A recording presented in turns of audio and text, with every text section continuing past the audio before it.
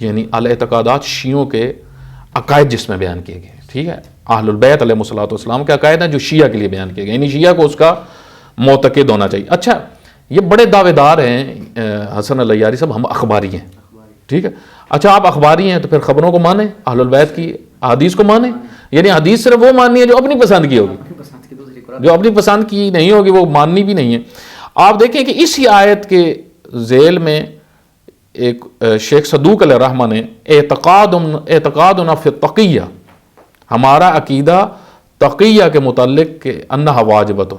کہ تقیہ جو ہے یہ واجب ہے، من ترک کان بمنزلۃ من ترک الصلاۃ، اور جو تقیہ کو ترک کرتا ہے وہ گویا ایسے ہی ہے اس نے نماز کو چھوڑا ہے۔ اچھا یہاں پہ اب یہ کس ذیل میں بحث کر رہے ہیں؟ فرماتے ہیں کہ ایک شخص آیا امام جعفر صادق علیہ الصلوۃ والسلام کے پاس، شیخ صدوق نقل فرماتے ہیں ایک شخص آیا امام صادق علیہ الصلوۃ والسلام کے پاس، اس نے کہا یا ابن رسول اللہ، ہم نے دیکھا ہے کہ مسجد کے اندر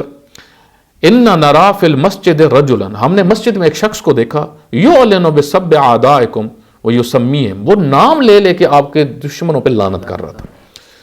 حضرت نے کیا فرمایا؟ ما لہو، اس کو کیا ہے ہم سے، لعنہ اللہ، اللہ اس پہ لعنت کرے،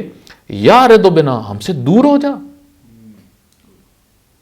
ہمیں تم جیسوں کی ضرورت نہیں ہے۔ آپ دیکھیں کہ اس میں پھر کیونکہ شیخ صدوق علیہ الرحمہ کی کتاب کے اوپر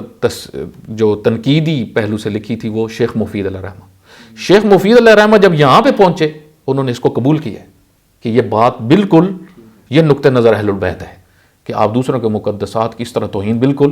نہیں کر سکتے۔ یعنی آپ دیکھیں کہ یہ آج کا مسئلہ نہیں ہے کہ آج آیت اللہ امام خمینی نے فتویٰ دیا یا رہبر معظم نے فتویٰ دیا یا آیت اللہ العظمیٰ بروجردی نے فتویٰ دیا ہے کہ آپ دوسرے اہل سنت کے مقدسات کی توہین نہیں کر سکتے، بلکہ یہ مراجع اول یعنی فقہائے اولین نے شیعہ، ستون شیعہ شیخ مفید علیہ الرحمہ اور شیخ صدوق علیہ الرحمہ، ٹھیک ہے، اور ان سے بڑے اخباری بھی کوئی نہیں ہے، ٹھیک ہے۔ تو یہاں سے پتہ چلتا ہے کہ حسن العیاری صاحب جو ہیں، اور آپ دیکھیں کہ وہ کس طرح حسن العیاری چینلز کے اوپر مقدسات اہل سنت کی علنی ان کو کافر ثابت کر رہے ہیں، یہاں سے پتہ چلتا ہے کہ یہ لعنت کے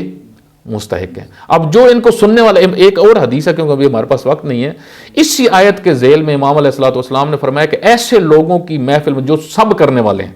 ایسے لوگوں کی محفلوں میں جو اٹینڈ کرتا ہے، جو رات کو حسن العیاری کو سن کے سوتے ہیں، یہ ان کے لیے کہ اللہ تعالیٰ ان پہ بھی لعنت کرتا ہے کہ تم نے ان کو کیوں سنا ہے۔ یہ بہت بنیادی چیز ہے، یہ مکتب اہل البیت ہے۔ یہ جو ہم نے بات کی تھی نا کہ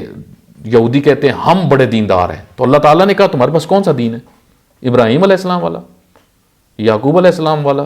یا اپنی دکان کھولی ہوئی ہے؟ حسن العیاری صاحب نے اصل میں دکان بنائی ہے، ٹھیک ہے،